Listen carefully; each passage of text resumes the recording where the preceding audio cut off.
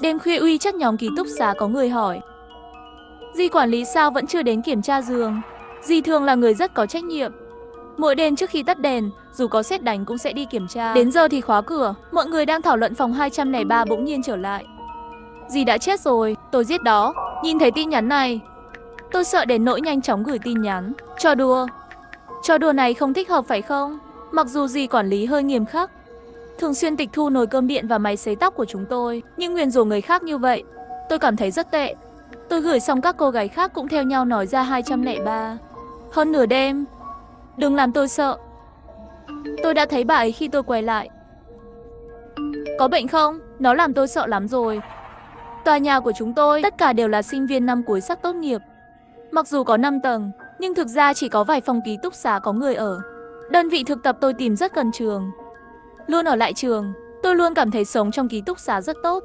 Chỗ ở giá rẻ, ở trường cũng an toàn. Nhưng đêm nay, tôi lại bị tin tức 203 làm cho có chút hoảng sợ trước. Phim kinh dị và tiểu thuyết tôi đã xem trước đây đột nhiên vào trong đầu. Trong lời chỉ trích của mọi người, tôi vẫn không thể nhị phác mà hỏi một câu 203. Làm thế nào bạn có thể chơi trò đùa này vào nửa đêm? Có phải tâm trạng không tốt không? Có phải là thất tình không? Hoặc luận án tốt nghiệp không tốt? Tôi có chút ấn tượng với 203, cậu ta rất đẹp. Hình như là khoa nghệ thuật, tóc dài, thân hình cân đối, bình thường luôn trang điểm nhẹ. Mỗi lần đi trong trường, có thể gây ra tỷ lệ quay đầu rất cao. Năm thứ nhất, năm thứ hai, rất nhiều hoạt động văn nghệ của trường đều có bóng dáng của cô ấy. 1-2 năm này, có lẽ là do dịch bệnh, tôi hiếm khi gặp cô ấy. Tôi đang nghĩ, thì thấy cậu ta lại gửi một tin nhắn. Không đùa, thật sự giết xong rồi. Cô ấy đã gửi một bức ảnh trong nhóm. Ảnh là từ dì ký túc xá chụp bên trong cửa sổ ký túc xá. Chỉ thấy dì đang ngồi trên giường đơn của cô ta. Đối mặt với cửa sổ, bà ấy đang mặc bộ đồ ngủ yêu thích màu xanh mà chúng tôi rất quen thuộc. Lúc này trên quần áo kia là vết máu lớn. Điều đáng sợ nhất là khuôn mặt của dì quản lý. Mặt bà ấy dính máu, mắt nhìn chằm chằm thật to. Trực tiếp nhìn người chụp ảnh. Xem xong ảnh, trái tim tôi bỗng nhiên treo lên. Chẳng lẽ dì thật sự đã? Nhưng mà 203 cô ấy đang yên đang lành sao lại? Tôi không phải là người duy nhất sợ hãi. Trong nháy mắt, mọi người đều không nói chuyện. Có vẻ mọi người đều bị cái này làm kinh sợ. Tin tức sợ hãi. Một lát sau, 203 lại gửi tin nhắn trong nhóm. Vừa xem xong phim kinh dị hơi sợ, không thể không đùa với mọi người, làm các bạn sợ. Mọi người đừng phiền. Nói xong cô ta tiếp tục gửi một bức ảnh. Mở ra xem, là ảnh chụp màn hình của một bộ phim kinh dị nổi tiếng gần đây. Tôi cũng đã xem nó một thời gian trước. Tôi cảm thấy hơi cạn lời. Trò đùa này không vui đâu. Đặc biệt là bây giờ đã hơn 11 giờ rồi. Nhưng không sao đâu. Đùa còn tốt hơn cả người thật. Nhưng bức ảnh đó giải thích thế nào? Nghĩ một chút, tôi hỏi trong nhóm. Điều gì đã xảy ra với bức ảnh bạn vừa gửi? Dì thường rất nghiêm túc. Tôi không tin bà ấy sẽ hợp tác với 203 để chụp loại ảnh này. Chỉ để đùa thôi. Bạn có nhớ Halloween năm ngoái không? Lúc đó cả trường làm hoạt động. Dì nội trú để tham gia lựa chọn ký túc xá xuất sắc cũng tham gia. Tôi chụp lúc đó. Cô ấy nói vậy, tôi nhớ ra rồi. Halloween năm ngoái, dưới sự tổ chức của hội sinh viên, nhà trường có một sự kiện lớn. Nói trước đây dịch bệnh bùng phát, mọi người đã kìm nén quá lâu rồi. Hãy thư giãn. Hôm đó tôi cũng muốn tham gia. Đúng dịp sinh nhật bạn thân, nên đi ra ngoài. Lúc đó chúng tôi ăn cơm xong lại đi hát. Đến khi kết thúc thì đã muộn rồi. Tôi đến nhà bạn thân, ngày hôm sau mới về. Mặc dù sau này xem một số ảnh mọi người gửi vòng kết nối bạn bè, nhưng dù sao cũng không có ở hiện trường, cũng không có nhiều ấn tượng. Tôi thở phào nhẹ nhõm. Những người khác cũng bày tỏ sự bất mãn của họ trong nhóm. Bạn làm tôi sợ chết khiếp. Lần sau đừng đùa như vậy nữa. Có vấn đề gì không? Nếu bạn sợ thì làm chúng tôi sợ sao? Có công đức không? Hy vọng tối nay ký túc xá của các bạn sẽ gặp quỷ, đem cả bạn đi. Tôi không muốn tham gia vào cuộc cãi vã của họ. Mặc dù 203 trò đùa này của thật hơi quá đáng, nhưng mọi người đều là bạn học. Bình thường ngẩng đầu không thấy cúi đầu nhìn thấy. Tôi cũng không muốn làm cho mối quan hệ quá căng thẳng. Thế là tôi lại bắt đầu chơi game. Vừa chơi xong một ván Verlan vs Zombie, đột nhiên có người nói chuyện riêng với tôi. Vẫn luôn không nói chuyện 201. Tiểu Anh Ngưu, tôi nghi ngờ dì ký túc xá thật sự xảy ra chuyện. Halloween năm ngoái, tôi đã chụp ảnh tự sướng với dì ấy. Tôi vừa tìm lại ảnh. Hôm đó bà ấy không mặc bộ đồ này. Tôi và 201 trước đây đều là cùng trường. Mặc dù không thân thiết, nhưng vẫn quen. Mở ảnh cậu ấy gửi đến. Tôi chỉ cảm thấy trước mắt tối đen. Cậu ấy nói đúng. Năm ngoái dì quản lý mặc không phải là đồ ngủ màu xanh, còn cậu ấy mặc một màu trắng theo phong cách hoạt hình hơn. Và vào Halloween năm ngoái, dì ấy mặc một bộ đồ màu hồng. Trong ảnh, trên người và trên mặt dì ấy cũng có vết máu. Mở mắt trước ống kính, trực tiếp lộ ra biểu cảm kỳ lạ. Nhưng xét từ vết máu và biểu cảm của dì ấy, có thể thấy đó là trang điểm. Trong ảnh vừa gửi 203, trên người dì rất giống máu thật. Trái tim tôi đột nhiên lại lơ lửng giữa không trung. Tôi vội vàng đi xem ảnh trong nhóm 203 vừa gửi, chuẩn bị xem kỹ hơn một chút để so sánh. Chỉ tiếc là sau khi mọi người trong nhóm mắng xong, cô ấy nhanh chóng thu hồi lại. Làm sao bây giờ? Muốn báo cảnh sát không? Nhưng bây giờ không có bằng chứng. 203 cũng nói chỉ là đùa thôi. Nếu báo cảnh sát, chú cảnh sát đến thì phát hiện báo động giả. Sau này gặp gỡ bạn học khó tránh khỏi lúng túng. Nếu không báo cảnh sát, vạn nhất là thật. Nếu dì quản lý thực sự bị 203 giết, bây giờ cửa ký túc xá lúc nửa đêm cũng bị khóa. Vậy phần còn lại của chúng ta có thể là mục tiêu tiếp theo của cậu ta. Nghĩ đi nghĩ lại, tôi chợt nghĩ đến một chuyện. Hỏi 201, tư vấn viên của khóa các bạn có phải sống ở tầng 1 không? Lý do bây giờ mới nhớ ra là vì sau khi tôi thực tập, thời gian ở ký túc xá ít hơn. Nghe nói tháng trước vì ký túc xá của giáo viên đã đầy, nên đến tòa nhà của chúng tôi ở tạm thời chuyển đến với gia sư Nam khoa báo chí. Tôi thường không gặp anh ấy nhiều, vì vậy trong một thời gian không nhớ, phòng của Di ngay tầng 1, bên trái cửa. Và người tư vấn đó để không ảnh hưởng đến chúng tôi cũng sắp xếp ở tầng 1. Cũng không biết bây giờ anh ta có chuyển đi không? Tôi nhắc nhở. 201 cũng nhớ ra rồi. Tôi có WeChat của anh ấy. Tôi hỏi anh ta ở tầng 1. Tôi bảo anh ta đi xem một chút. 201 nói xong tôi bận bắt một câu. Chờ một chút. Nếu 203 cũng ở tầng 1 thì sao? Nếu như 203 giết người xong vẫn ở tầng 1 không đi, cố vấn đó bây giờ cũng rất nguy hiểm. Vẫn là cậu thông minh. Tôi và 201 cùng nhau mòn mỏi chờ đợi. Cho đến 10 phút sau anh ta lại gửi tin nhắn. Cậu ta có lẽ ở trong phòng. Tôi nghe thấy tiếng video ngắn trong phòng. Ngoài ra, cửa phòng của họ có chút vấn đề. Bình thường mở cửa to hơn. Nếu như cô ta vừa đi tầng 1 giết người, tôi nghĩ tôi có thể nghe thấy tiếng mở cửa. Nếu người vẫn ở, có lẽ là hai chúng tôi nghĩ quá nhiều. Có lẽ năm ngoái dì quản lý sau đó lại đổi mẫu khác. Huống hồ làm gì có ai giết người còn nói ra. Không phải điên sao?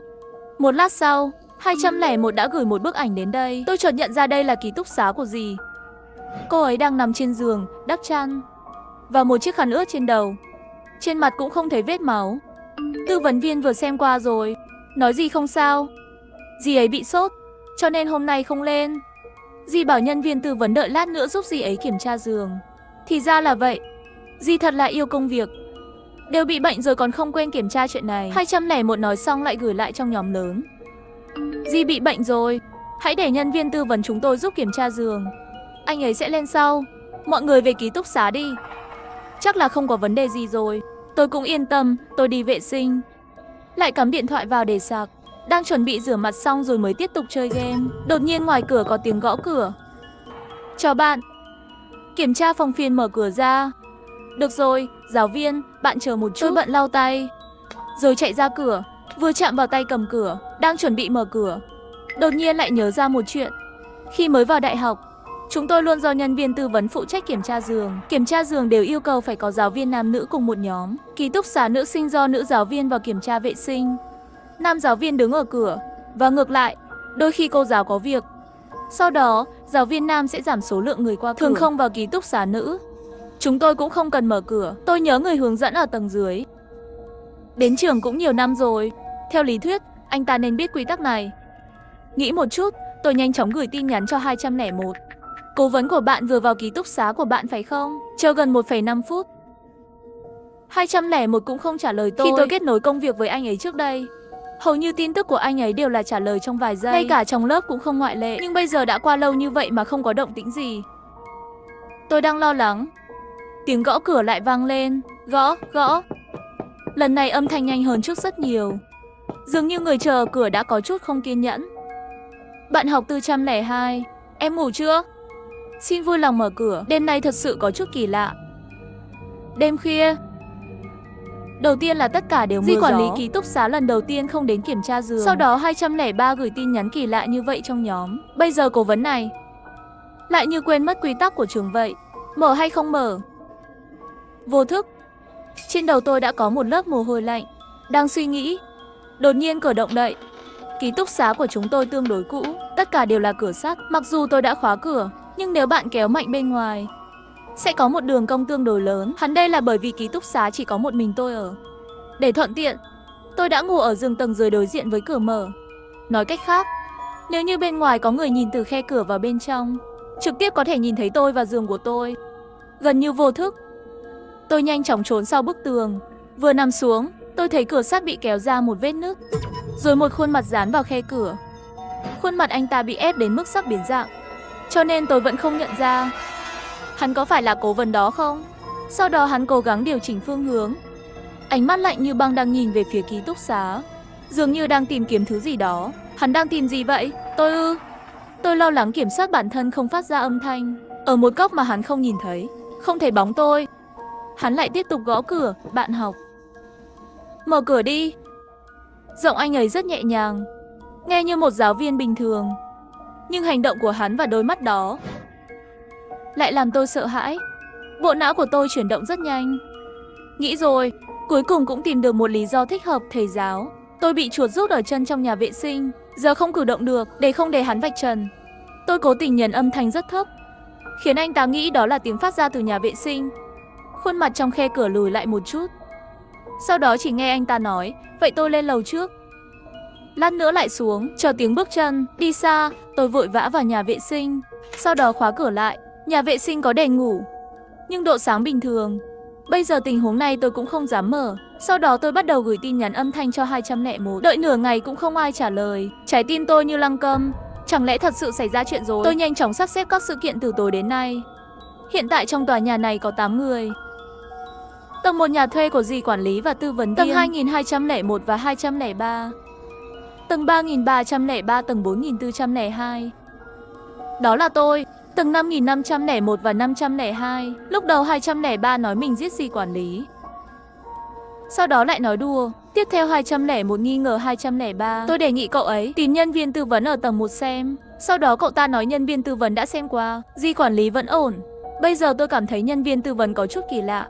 Và 201 cũng không trả lời tin nhắn, không trả lời điện thoại. Vậy tình huống bây giờ là gì? Quên đi, tôi vẫn định gọi cảnh sát trực tiếp. Vừa nhấn phím, đột nhiên 201 trả lời tin nhắn. Vừa nhấn phím, đột nhiên 201 trả lời tin nhắn. Vào rồi, anh ta cũng đi rồi. 203 nói không có gì bất thường. Tôi vừa đi tắm, không xem điện thoại. Xem ra tôi đọc quá nhiều tiểu thuyết kinh dị rồi. Sau khi suy nghĩ, tôi vẫn quyết định gửi giọng nói cho anh ấy, như vậy mới yên tâm một chút. Vừa chuẩn bị đánh, đột nhiên tôi bị kéo vào một nhóm mới. Tôi thấy trong nhóm có 303, tôi 501 và 502. Vào nhóm, tôi thấy 303 gửi một tin nhắn, cẩn thận 201. Trái tim tôi thắt chặt, vội vàng hỏi tại sao. Toàn bộ tòa nhà tôi chỉ quen thuộc với 201 một chút, những người khác chỉ là người quen gật đầu. 303 khi tôi xuống lấy hàng, thấy hắn đi vào với một người đàn ông. Người đàn ông 303 tiếp tục gửi đi, tôi nhớ anh ta có bạn trai, là một tên côn đồ hướng ngoại. Tôi nghi ngờ người vừa kiểm tra phòng ngủ không phải là nhân viên tư vấn, là bạn trai cô ấy. Không phải chứ? Tôi không thể nhịn nổi mà hít một ngụm khí lạnh. Thật không thể tin được. Để bạn trai kiểm tra giường, lý do thì sao? Tôi hỏi cậu ta, cậu có chắc không? Vừa rồi nhân viên hướng dẫn có vào ký túc xá của bạn không? Tôi không dám mở cửa. Xem ra cậu ta cũng giống tôi, nhận thấy có gì đó không ổn cách chúng tôi nói chuyện. Sau đó tôi phát hiện 501 và 502 vẫn không có động tĩnh. Tôi không biết họ đang làm gì.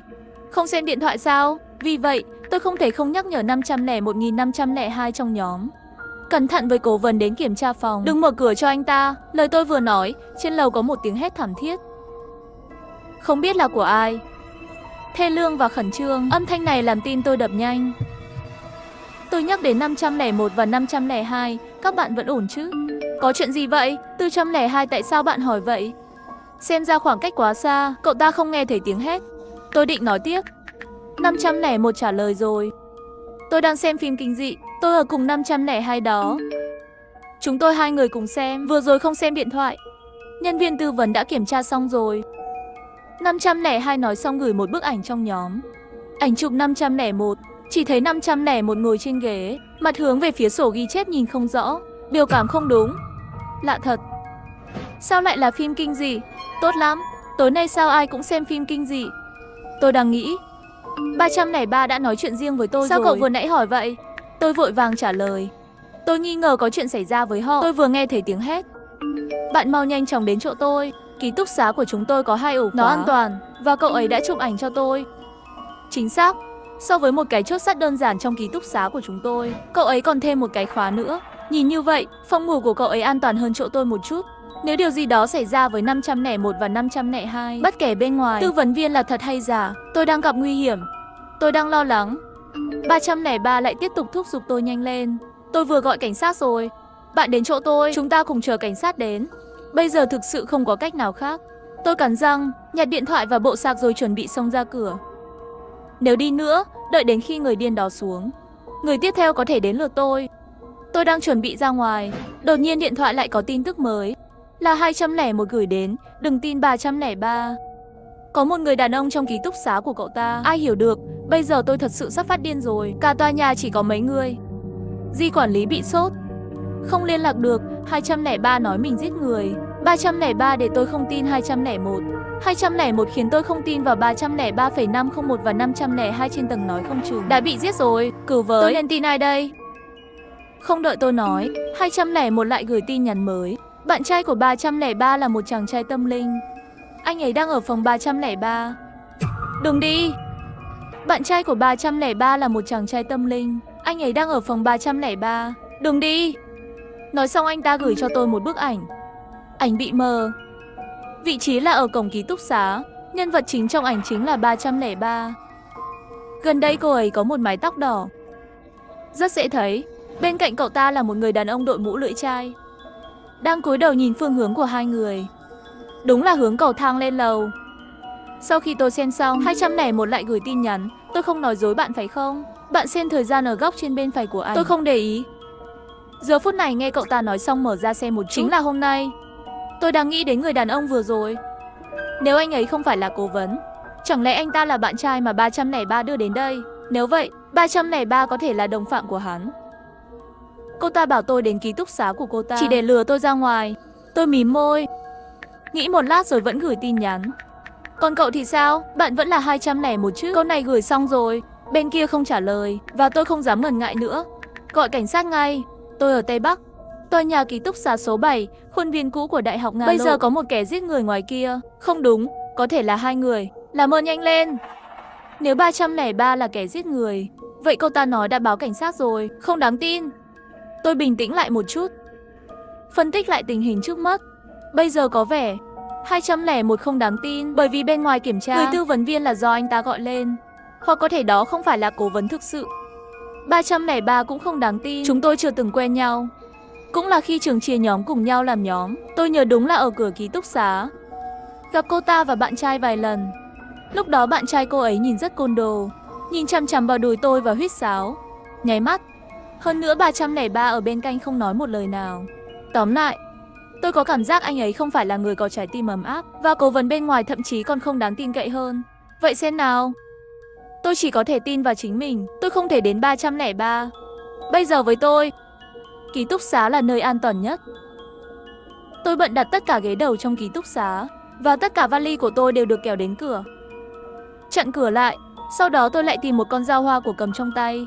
Làm xong việc này, tôi nhìn chằm chằm vào cửa, thở mạnh cũng không dám. Lại một lúc nữa, bên ngoài lại có tiếng bước chân, rồi lại có người gõ cửa. Bạn học, tầng 5 kiểm tra xong rồi. Làm ơn mở cửa đi. Giọng nói quen thuộc giả vờ nhẹ nhàng. Liền nghĩ về 501 và 502 có thể đã bị anh ta giết hại. Răng tôi run lên. Tôi sợ hãi trả lời giáo viên. Không cần mở cửa. Tôi là người duy nhất trong ký túc xá của chúng tôi. Thầy cũng nghe thấy giọng tôi. Giờ tôi đã an toàn. Có lẽ sự căng thẳng của tôi quá rõ ràng. Tôi nói xong, người đàn ông ngoài cửa mỉm cười. Tiếng cười đó rất nhẹ. Tại sao không dùng 501 và 502? Cũng nói không cần kiểm tra kết quả. Và đoán xem. Thì ra không phải một mình tôi phát hiện ra không đúng. Họ đều phát hiện ra rồi. Tôi sợ đến tê da đầu. Chỉ có thể làm theo lời anh ta hỏi có chuyện gì vậy. Không có cách nào. Nếu họ không nghe lời, không chịu mở cửa, tôi đành phải tự mình mở cửa vào. Hắn khẽ thở dài. Lời vừa nói ra, cánh cửa sắt có một tiếng động lớn, hình như có cái gì đó đang đập cửa. Trong khi đó, tôi ngã vào vali ở cửa, cũng bởi vì bên ngoài rung động mà té xuống đất.